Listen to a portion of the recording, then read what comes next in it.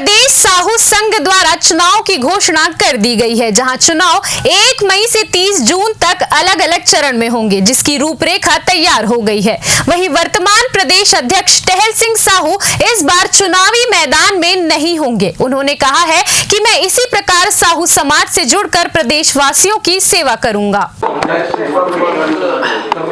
कोई भी समाज का एक मुखिया को त्याग और तपस्या करना पड़ेगा, और वो तपस्या करेगा और वो त्याग करेगा तो उसका फायदा समाज को मिलेगा, ऐसा मेरा मानना है। और मैंने जो किया है और मैंने प्रयोग भी किया है, और वैसे इस समाज में, साहू समाज में, मैंने एक बड़ा दुख होता था मेरे को। मैंने कई जगह जाता था, कोई कारणवश हमारी बहनें के पति खत्म हो जाता है, उस समय उस बेटी का किसी को उम्र 25 साल, 22 साल, 30 साल, 35 साल की बेटियां को पैदल गली गली चलाते ले जाते थे और तालाब में निर्दयता पूर्वक चूड़ी उतारा जाता था।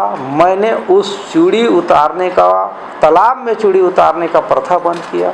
घर में चूड़ी उतारना चाहिए। जिस परिवार में बहुत अच्छे से हमको सहयोग मिल रहा है, और कोई भी व्यक्ति सामाजिक यदि प्राणी है तो उसको त्याग करना पड़ेगा। यदि मेरे को ही विधायक चाहिए, मेरे को सांसद चाहिए, ऐसे मैं सोचूंगा कि प्रदेश अध्यक्ष हमने चुने हैं, तो प्रत्येक गांव के लोग जानेंगे प्रदेश अध्यक्ष कौन है, और यहाँ फिर सबका बायोडाटा रहेगा। इससे हमारी समाज के जनप्रतिनिधि भी बढ़ेंगे, और मैंने जनप्रतिनिधि बढ़ाने का एक प्रयत्न। छत्तीसगढ़ प्रदेश साहू संघ में अब चुनाव का ऐलान हो चुका है, जहां 1 मई से 30 जून तक चुनावी प्रक्रिया संपन्न होगी। और हमारे साथ मौजूद हैं प्रदेश अध्यक्ष टहल सिंह साहू जी। जी साहू जी, चुनाव का तो आपने ऐलान कर दिया है और चुनाव आप लड़ भी नहीं रहे हैं जी, आगे की रणनीति क्या होगी आपकी? आगे की रणनीति, समाज में एक अच्छा वातावरण बने और समाज हमारे एक रहे, उसके लिए काम करेंगे जी। कैसे अपन लोकसभा और विधानसभा से जोड़ सकते हैं? अब आगे की आपकी तैयारी होगी लोकसभा विधानसभा की? नहीं, मेरा उसमें कोई तैयारी नहीं है, और वो सब समय परिस्थिति तय करता है जी। मेरे सोचने से और करने से नहीं होगा, लेकिन मैं उस दौर में नहीं हूँ जी। 3 साल का आपका कार्यकाल रहा है, उपलब्धियां क्या क्या रही है? मेरे कार्यकाल का उपलब्धि रहा है, पहला तो पूरे जिला में जमीन दिलाना और उस जमीन में मकान बनवाना। तो सभी जिला में कुछ जिला कोई विवादित रहा होगा, जमीन उपलब्ध नहीं हो सका या कुछ परेशानी रहा होगा, वहाँ नहीं मिला है। लेकिन ज़्यादा से ज़्यादा जिला में छत्तीसगढ़ में जमीन मिला है और भवन तैयार है। कई जगह का भवन लोकार्पण हो गया, और कई जगह का भवन लोकार्पण होने के, कई जिला का भवन लोकार्पण होने के लिए बचा है।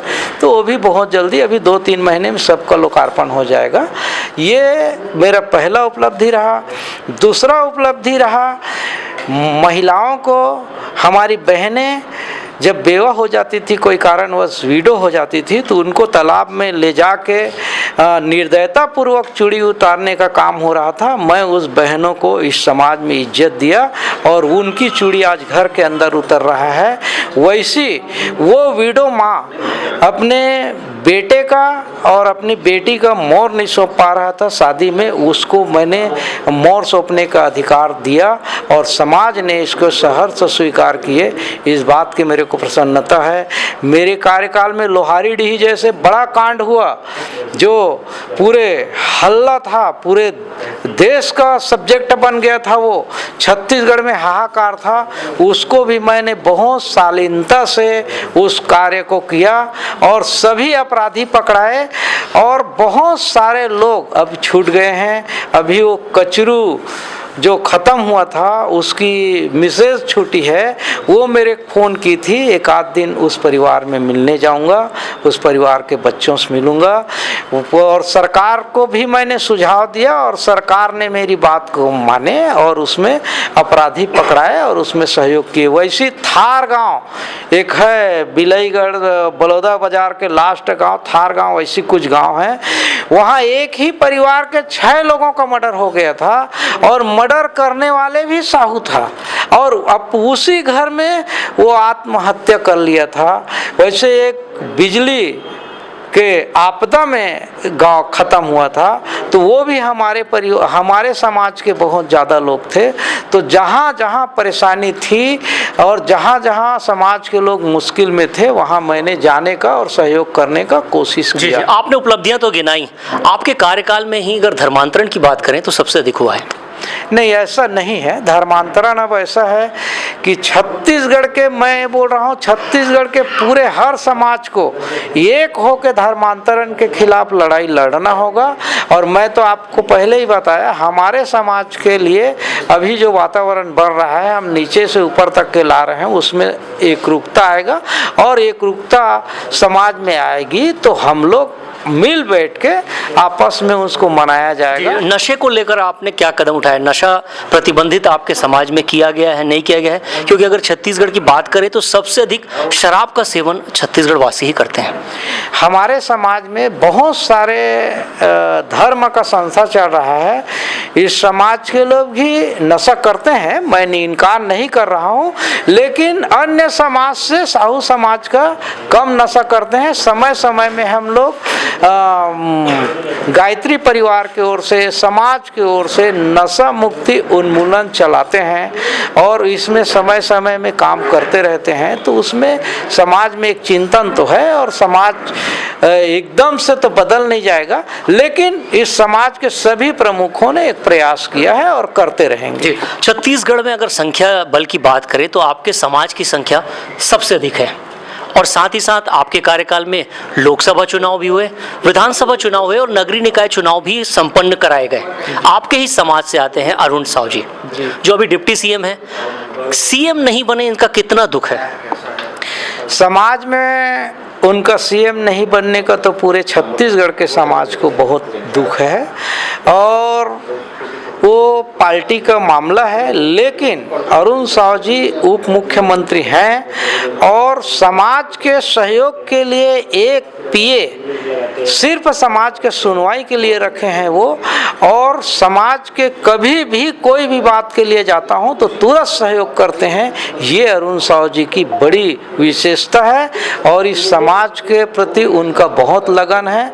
मेरे को बहुत अच्छा लगता है। अभी आप ये छत्तीसगढ़ के साहू समाज के भवन में बैठे हैं, जो काम चल रहा है उसको आप लोग देख ही रहे हैं। ऐसे पूरे हर एक शहर में काम चल रहा है, जहाँ जहाँ आया है डिमांड वहाँ वहाँ वो पैसा दिए हैं।